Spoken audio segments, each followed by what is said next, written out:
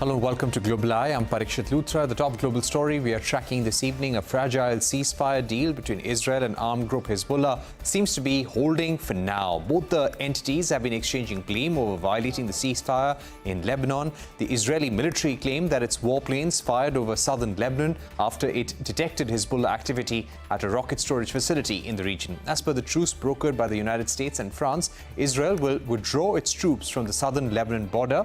Israeli forces have continued to stop displaced Lebanese people from entering villages that were once attacked. They also urged citizens to stay away from the border region. This warning comes after civilians were seen celebrating and returning home to southern Lebanon. In a statement, the Lebanon army urged residents of border villages to delay returning home until the Israeli military withdraws completely. Meanwhile, Hezbollah said that it has achieved victory over Israeli forces and will continue to monitor Israel's withdrawal from Lebanon. The armed group added that its fighters will continue to remain ready in case of any infringement.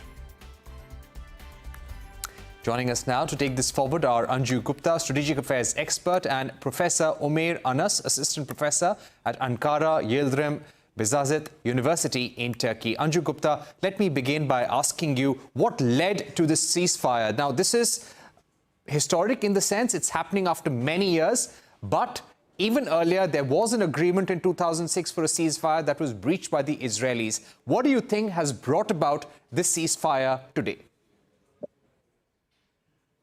Good evening, Parikshit. Thanks for having me on the show. Let us try and understand what this agreement is about.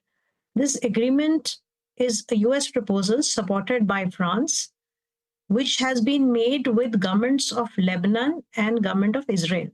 So there is no Hezbollah directly in this agreement. It's very important to understand that there is no agreement with Hezbollah. The assumption here is that government of Lebanon has committed on behalf of Hezbollah, which is a state within the state. So having said that, this agreement is nothing but invoking UN Security Council Resolution 1701, which was adopted in 2006, as you've already said. So basically, which means that fighting will stop between the two sides for only 60 days. And in these 60 days, Hezbollah will withdraw, will move above Litani River in Lebanon, in southern Lebanon, and Israeli forces will move out of Lebanese territory, which is below the, south of the blue line, within 60 days. So it's not happening immediately. That is the understanding. That is what the finer print of this agreement says. Now, why is it happening? We know that both the sides, basically Hezbollah and Israeli forces, they have been at war with each other since October 8, 2023. Since September, Israeli army had upped the ante, whereby, they mounted very serious aerial bombing in Beirut and other areas. Hezbollah's top leadership has suffered heavy losses. So Hezbollah has really suffered a lot. That's their side of the story. But Israeli forces have also suffered. They're fighting a multi-front war, but they have suffered a lot after they started ground operations into southern Lebanon on October 1. So by October end, Israeli media was reporting that there were 35 fatalities of Israeli forces and 900 soldiers had been injured, the toll was too high. So there has been discomfort within Israeli forces that probably this was the time to review and not just continue with this war, with this combat against Hezbollah.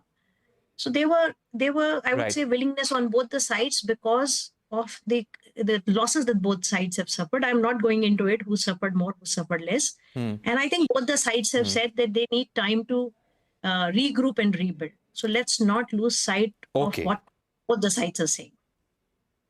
All right. So you're saying that there's a realization on both sides that they have suffered quite a bit. But both sides are already accusing each other of betraying the terms of the ceasefire. So things remain very fragile on the ground. Do you expect this ceasefire to continue? Do you think the agreement will be met? Well, ceasefire is only for 60 days, which means for 60 days they will not fire at each other, which is not.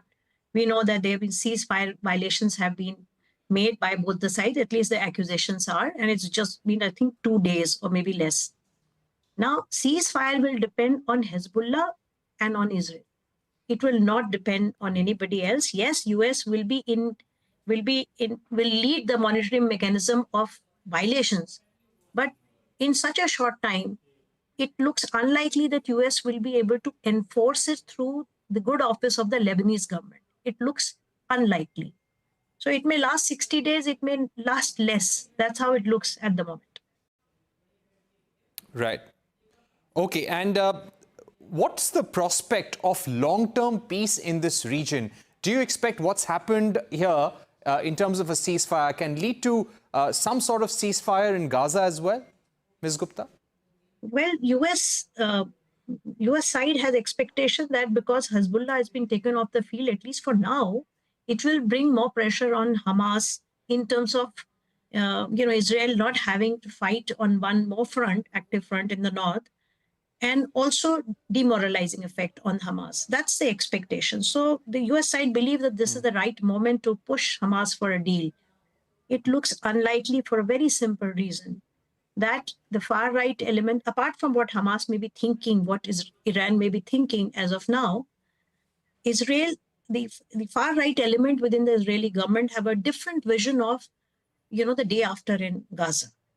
They want to control Gaza. They want to control security of Gaza. While this may be completely unacceptable to, I won't say Hamas, to the Palestinian and the entire Sunni Arab world and the lead players in this world who are advocating for a two-state solution. So it looks difficult that the ceasefire with Gaza will happen anytime soon. Looks difficult. Right. Okay, Professor Omair Anas, welcome to the program. Let me begin by asking you about the situation on the ground in Gaza. Do you think the Biden administration has changed its take on the war in the Middle East as President Biden completes his term?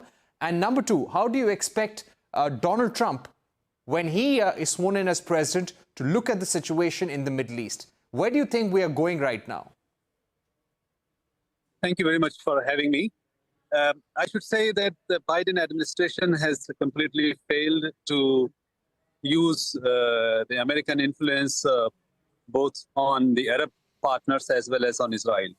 And for many reasons, which were mostly about elections, and in which, of course, the Democrats have failed to achieve. And now he is realizing that maybe he could deliver something in concrete. However, I think that it is the Trump administration who is going to deliver a concrete roadmap for stability and peace in the region. The reason is that I have been for long arguing this point that Trump administration in his first term had proposed the Abraham Accord, and he had brought together all the Arab partners, especially Saudi Arabia and the United Arab Emirates, and they had agreed on many details of the Abraham Accord. However, under the Biden administration, and as Israel was so much emboldened, the two partners who had agreed to the Abraham Accord, they backed out from that, and they have now come back to the same position that without two-state solution, there is no progress. And so Saudi Arabia has clearly said that they cannot go ahead with normalization process with Israel as long as Israel does not show its commitment to the two-state solution. So again, the Trump administration, I think that is going to use his influence over Israel to convince Israelis about to deliver some sort of peaceful and sustainable mechanism for stability in the region. With Hamas or without Hamas, it doesn't matter. But I think that Trump administration will have more influence on Israeli politicians to bring peace and stability. Right. Ms. Anju Gupta, what do you think would be Netanyahu's real intentions at this stage? It is widely felt and reported in sections of the media that Netanyahu wants to continue being the prime minister, and the only way he can continue being in power is through this war continuing as well. But do you think with the Trump administration in power, and Trump is somebody who is unpredictable, do you think Netanyahu may want to change his strategy on the war, maybe bring some closure, reduce the number of fronts in the war in the Middle East? I think it's time to recall that over the last 14 months or so, Israel would not have continued with their wars on multi-front if there was no helping hand from the US, be against Hamas or Hezbollah or Houthis or even Iran. So is the stance of President Trump is going to play a very important role in what Prime Minister Netanyahu or the far right within Israeli government or Israel as a nation can do or cannot do. So let's get that very clear, that this change of guard in the US can have a very big impact on what is happening, what is going to happen in this region. That does not mean war. I'm not saying Trump is going to go to war. In fact, some credible US media has reported that Trump had probably signaled to Israel, during the election time, that wars must end before he takes over on January 20. Now, it can have many different connotations. And their team is also already claiming success for, the ceasefire agreement that has been made. Second, President Trump is going to find a different Middle East. This is not the Middle East that which he left when he left his presidency. So Trump is going to see a new Middle East. There are already two major wars, and there is unease all around. His policies of stopping the war and not starting the war. He's also asking his partners to pay for security. And NATO is a prime example. And it's going to have a bearing on what's going to happen in Ukraine. Same logic, same policy. I don't see any reason why it will not be applied to Israel. But at the same time, Trump team has said that Iran will not be allowed to use proxy terror groups. He's likely to use sanctions and other means than military power against Iran. That's the sense that I have. Will it be for defense of Israel? Okay. Or whether it will be in defense of US targets in the region is something I think we'll have to wait and see. All right. Thank you very much, Ms. Anju Gupta and Professor Omair, for joining us. We are taking a short break, but on the other side, Russian President Putin threatens Ukraine with new missile attacks. A special discussion when we return. Stay tuned.